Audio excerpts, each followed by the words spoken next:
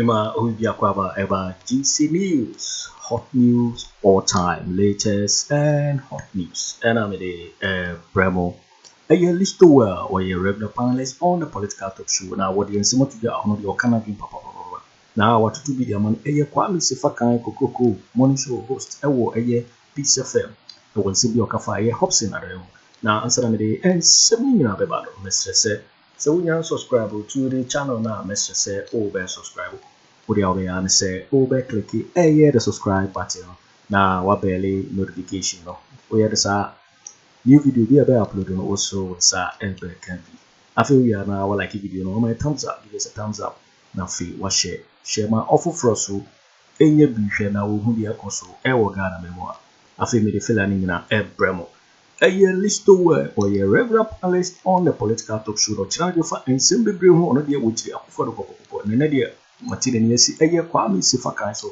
Now the attorney say, Hopeson Adorye made the story be Bremo, Hopeson, our can say, Dynamite be Akoto, Dynamite, Botarage, no, and a Dipusha Monfru, who do on 18 Akoto bar, my MPP for 18 2016 election.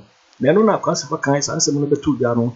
Now only a year Kwesi Pratt Junior, managing editor of the Inside newspaper. And now when this are sending home come now Kwame Sefa Kayi say Hopeson Adorye and say Kayama police for chino. And now say police for inviting no. Then no Kwesi Sefa. Then no na Listo what just say video be can say to say was esa what just say was what the whole and I Sammy Okubet na wonima what say when be unrobes for the I don't know the one for a year police for one say and police for befa a year Sammy no coach will be a year unrobes. Now Listo one for a year Sefa Kayi want to and yet was so part of papa to two semi a day maneno. Now yes and by Yonkuti a year Listo well. Then somehow what the two a bra Hopeson Sensible by or so or TBA or China again FIA Sasseven, ETS some year. Listo what an apple or the two FIA Hopeson Adorye and some of the kind Listo. Adaya Obiakwa Kwesi pratt abetena wanim ama wo toto na no me hu video no na me esre. Eti Sammy wuku betena wanim na obusa o kan say woni ba bia am robbers wo no. Ada na wan ka say police for mo nkote mo me fresh Sammy wuku ana mo meche no. No nkote ba bia am robbers ne wo. Wo yesi hwewuti hwa che. Media practice choose and pick cherry picking journalism.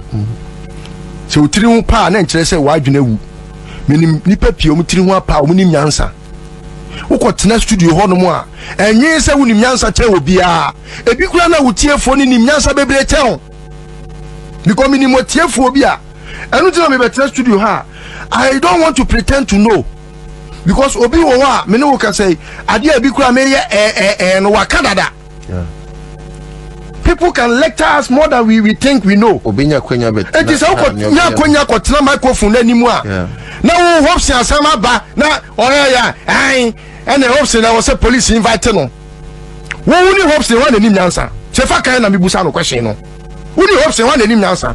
Obi a wo hu say eja ebetimi aseme etimi dum no. Obi a wo say Akufo-Addo amemu otimi bo man etimi jai sa akwa akodi afrafanto achi. Wo ewo ye MP a friend say board member. Wo ni Hopeson Adorye wan anim nyansa. Wo ye man boy ni a wo ye journalist. Outi Peace FM no. Any Hopeson Adorye a wo hu nyansa say ade we betimi asa o man ni ntimi free mu. Any chief Alan Kojo Kyeremanteng ati ye hu kwa akwaje ye mayokuo ana say ye mayo semo ba bi foforo. Awo ka abaya ye wudi fo aban abaya ya krofo aban titiri wo MPA mu kohwe ade amoye Ghana gas mo hwe de amoye wo ho on say obi ka say oni ba bia am robbers wa emre mu no ohun te say me Listo wa meti ai se me ka say me ye wudi ni kura obi antimi fa me court bia police grant me ncheme me meti hey so ka so wakum obi a se me ka se me ye wudi ni a okay me ka se me ye am robber me ka se me ye say kura untimi nya me hwe because ade ba kwa wo se utimi hu se in criminal jurisprudence no se ye ka se obi ye am robber e was say court of competence jurisdiction ena otimi eka estating on the grounds of say lawyer for prima facie evidence and then or say hundreds of evidence yes and the confession by the accused confession and no crown ni nyina na ye court no gather information no but I was say court no ejina so say like or convicting and by omo Owusu no omo Owusu say the person no is guilty beyond all reasonable doubts. Beyond all reasonable doubts. And you know, until such a time, me little,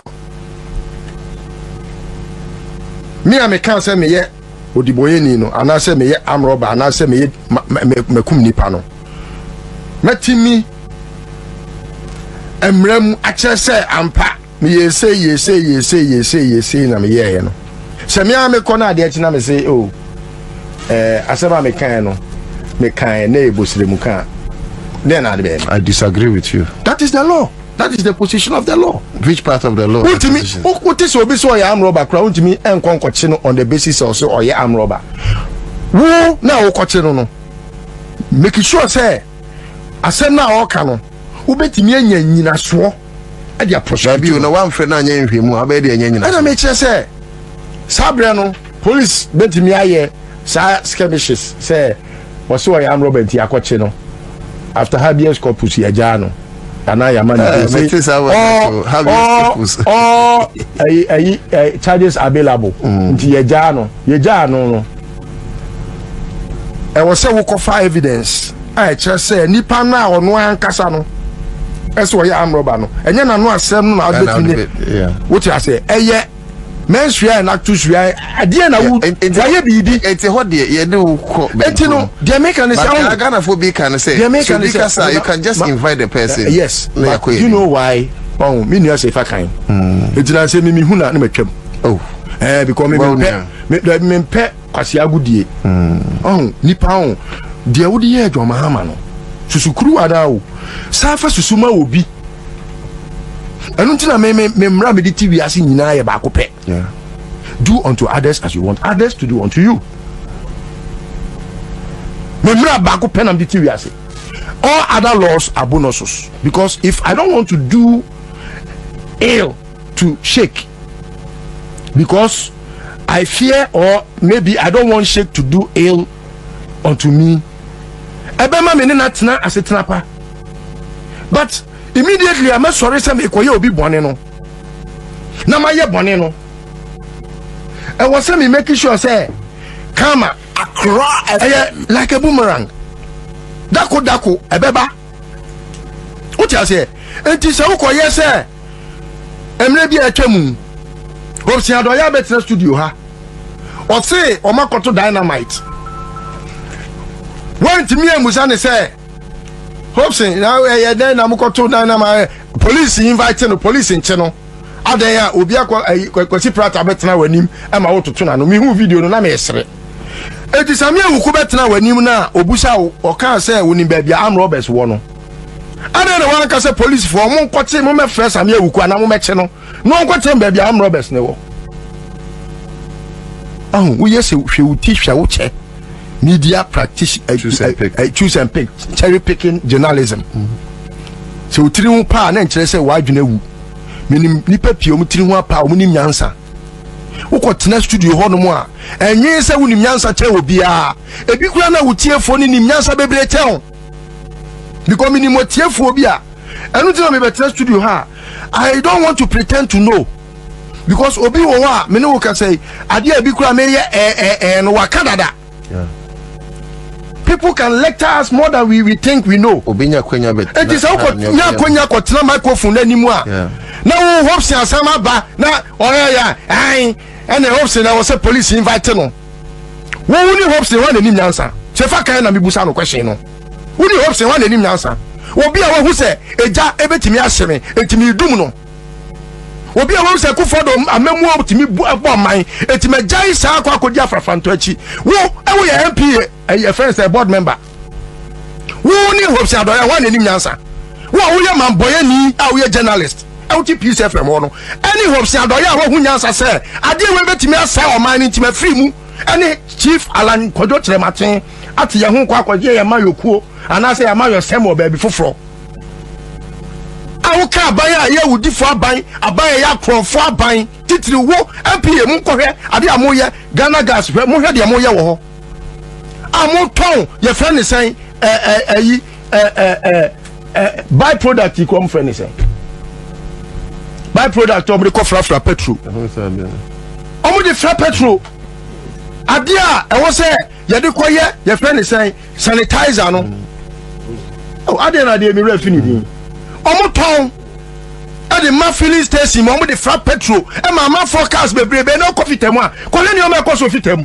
Dabe na who say MPSA ya fa ya ko petrol filling stations akọ check omo petrol ya quality. Dabe na who say MPA for yes who say fa ka to on din kwasiasem now Sammy ukwa betra wanim kan kwasiasem so onim ba bia enkofo CV onim ba bia am robbers wo ade no one can say police from making on question ba bia omo just a Hopeson na nanimu e hare won say Sammy ukudi obedidi ama bia di wo ya adwuma wo NLA Hopeson di onika pre Sasha Otisha out journalism no any side Jimmy no na ya na me time. You should learn how to behave in society. If you don't do the needfuls and you don't do the right things, you may be thinking say bia wo de when you home. Ade beji tia street boys back tia ba town no. I don't know so Sefa Kayi na so who are you? They almost nyansa. They should learn their civics. Sefa Kayi boy anything. Ne boni ni say Sammy ukuti na nimu a Okache say oni baby am robbers wo. Me I was robbed very recently. Ebi ana baby omo. Yes, I was robbed. Etu obi oni baby am robbers wo. Why na joke? No, ena ni baby am robbers wo mo ko bo pa mo meje me car no. Sammy ni baby o car no. Eti ana na untimi nka che police o mo meche no. I'm Just Sammy ukudu e wanya sika. Conforce anu aboa we nu wanya sika, mo we nu. These are people that didn't have anything. They could not afford anything. And now wanya sika eto mo bana na oti story so a o fere no Hopeson de nanimu e ha on aboa na nche wonwe mu hwe nyansa utiri ho pa e wo so di hwe nyansa that can be it's very painful. I know. Very painful. And I even understand it more. Uni ma dia mi ti obi ase me mpani pa o yenyi mu me mpani pa obu ni ho che obi che obi because me hye obi a me bu obi equally. When I was rich I respected the poor. And I'm poor and I respect myself and respect the rich and the poor. Because we need to them. Baby kura na wo Sefa Kayi wo be sredi. You may think say you have money. You may think. And yes Sefa Kayi na issue. And yes Sefa Kayi na ya why show. And I know what the Hopeson kotra wa metena keke bi ankyere no. I say we use maka bi ankyere. O kan say. Tena me twa. And tell na make bi o ma me nke. Wa kan bi ye. Omo so nyansa. Oh mu nyini a ma wadwene mu mobile. Well just when you ska or call beja 10,000 20,000 papa penuma when you do say we da so jeje kwala sika. Won fere. We be hundi pa ba ye hwehwe animu. Okay. Me fere mo papa. Me hu an mo ye me nyan. Me so me fere. Mu ho na wiase mu diska ye den. Wunya sika na enye buo mu na ndi nya sika na. Hwe obi timi nya sika. Wonam ba bia utimu se nipa kura ehwehwe nipa kura wonhu nimpo. Minim sika ne bi. So who say ono na nam we kura na ka so ono na yeskani a wontimi kura anyi ni say ono a oti wono didi say hu. Okay, Listo. Yeah. Let us be very vigilant on the case of Matiamidu and on Sammy Uku say woni baby am robbers wono say ye kwoti Hopeson na ye dia ye kwoti Sammy Uku no no so on kwoti baby am robbers ni wo na Listo wa car na am robbers ni be wiaye no we so on Dampare no na e fa plan no e be robo car no etu oni baby am robbers wo dia omni baby a me car ni so wo. Okay, thank you. Of course, I said me too as where you're coming from. It's painful. When you say my drunk until I realize I'm robbers. Akufo-Addo Agyarko. Na say I'm robber mouse so that. Obi otimi tran radio so say me koye campaign I'm robbers. You just speaking here. Na enye bishops ne imam for nkwa na me ye campaign kire. It's a serious thing. Yo waiting for winning and somewhere here Listo world and apuku wadi tuja water to be money aye Kwame Sefa Kayi ni na ye Hopeson and somewhere wadi tuja water say dynamite airport to aye Volta region Nano na Sefa Kayi ko ka say ne Sadia police for chiro anase ye invite no. Na sasemi na otin say Listo anya de o chese wo sabi ku betra woni ma o kase woni bebi an robes wo ade no wanka say police for emechi na onko chire bebi ye an robes wo enne ko dane ensem bebi Listo akeka ne bo so asem ede ate eye Kwame Sefa Kayi of Peace FM. Mika say jusini so na wo hwe no se wunya subscribe ya. Mese say over subscribe na wa like na wa share video no ma offer so enya bi na wa hwe. Also betimi akire wadwen afa eye 7 way nyina ho e wo comment box ni. Mobati minka bio in my next video. Thanks for watching. Like and share the video. You can also drop your comment. Please don't forget to subscribe. Click on the bell to turn on the notification.